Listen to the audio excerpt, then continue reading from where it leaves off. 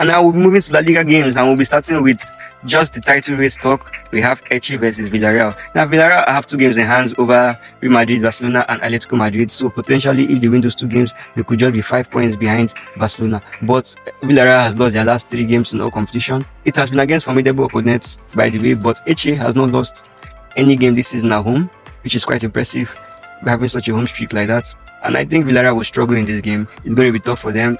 Although ultimately Villarreal can end up with the win, but I see a draw here. I think Elche comes out strong. Elche puts Villarreal up to pace before Villarreal later gets in grip of the game. I think Elche takes the lead, then Villarreal are able to equalize in the second half. I hope for Villarreal's sake that they can be able to get the win here, put some pressure on the top. It would be crazy to see Villarreal in the title race probably mid-February. But let's see what happens. I see a 1-1 here, but I still hope that Villarreal can be able to pull off a 2-1 win against Elche. We have Espanyol versus Barcelona. Now, this local rivalry has gone far back. A lot of bad blood and fights between these 2 teams. Ultimately, Barcelona are the superior teams, have the superior win in their head-to-head. Espanyol are on an impressive 5 games win streak, but then Barcelona are on even a more impressive 8-game winning streak, and Barcelona are in the title race and they need these points. And ultimately, although we are at Espanyol's home, I think Barcelona gets the win. They have the more quality and they have the better players. It's not going to be easy. It's always feisty whenever these 2 meet. But ultimately, I think Barcelona goes with a 3-1 win. I don't think they keep a clean sheet. I think Espanyol scores on the day. But then let's see. Hopefully we can get a shock. It's not going to be a bad watch to see Espanyol beating Barcelona 2-1. But I don't think that happens. I think Barcelona just has enough quality to put Espanyol to sleep. We have Real Madrid versus Real Betis. Madrid players are doing some traveling in their off time. I've seen Mbappe and some Madrid players in AFCON games in Morocco, watching their teammate Brahim Diaz and Mbappe's ex-teammate Hakimi for Morocco. But that being said, Madrid we are passed through a very tough spell with some couple of draws. Then they had a very bad 2-0 loss to Celta Vigo at home. But then in between that, I think Madrid has had 3 impressive wins. They do need to start winning, and they need to start winning convincingly if they have any chance at the title, because Barcelona are already 5 points ahead. I don't think Xabi Alonso can afford to lose this game. They have had a lot of rest, a lot of time to set up their teams for this match. Real Betis has only lost 3 games this La Liga season, and they lost to Barcelona, they lost to Atletico Madrid. So yeah, you have to be very, very good to beat Real Betis, and I think Real Madrid need to step up their game. They need to be up to pace, and ultimately, because of at the Bernabeu, I see a Real Madrid win. Maybe first half ends 0-0, and the Bernabeu will be in panic. But ultimately, Mbappe comes up with 2 goals to seal a Madrid 2-0 win.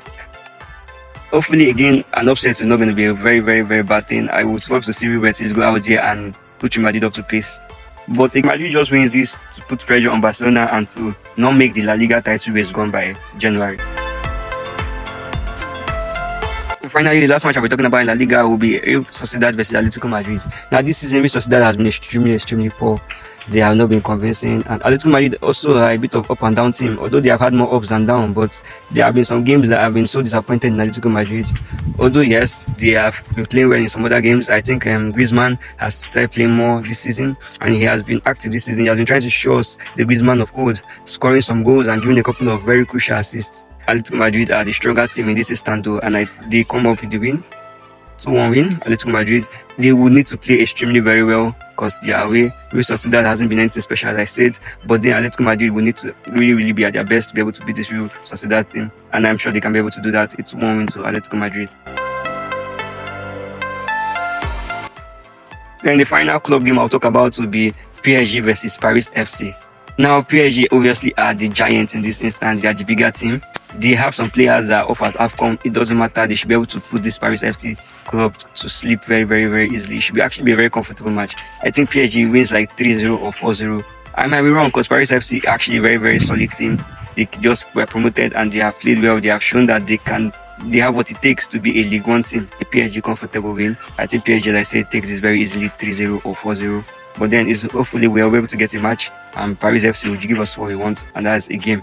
They will come out, let them be fearless, let them play well, and hopefully this PSG team, they have shown that they are also vulnerable this season. They have games whereby they have struggled, games that we have all expected them to win easily, and they have come out and they have struggled a lot. So let's see what happens in the game.